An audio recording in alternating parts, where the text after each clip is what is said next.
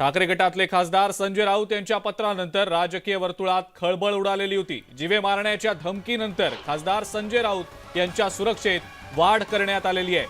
संजय राऊत यांना नाशिक पोलिसांनी सुरक्षा दिली आहे। दरम्यान धमकीच्या आरोपांनंतर संजय राऊत यांचा जबाब नोंदवण्यासाठी ठाणे पोलिसांच्या 6 जणांचं पथक नाशिकच्या एक्सप्रेस इन हॉटेलमध्ये दाखल झालंय। ठाणे एसीपींच्या उपस्थितीत संजय राऊत यांचा जबाब नोंदवला गेलाय। तब्बल 3 तास राऊत यांचा जबाब नोंदवण्याचं काम सुरू होतं।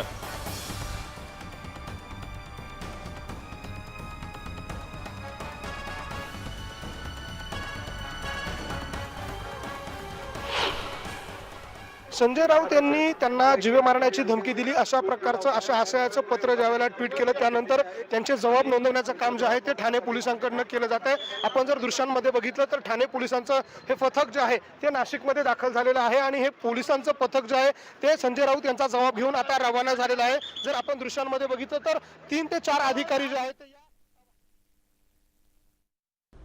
गुन्हा दाखल झाला म्हणून काय झालं? कशा करता गुन्हा दाखल झाला? आपण कोणाविषयी अजिबात नाही वापरला मी अपशब्द। माननीय अमित शहा त्यांचे नेते गृहमंत्री हे महाराष्ट्रात आले आणि त्यांनी आमच्या नेत्यांविषयी अपशब्द वापरला। त्या अपशब्दाला मी त्या शब्दानं उत्तर दिलं। गुन्हा दोघांवर दाखल व्हायला। मी त्यांचा कडवट विरोधक आहे। मी माझ्या पक्षाशी एकनिष्ठ आहे। माझा ठराव त्यांनी वारंवार निषेधाचा केला पाहिजे हा माझ्यासाठी सन्मान आहे।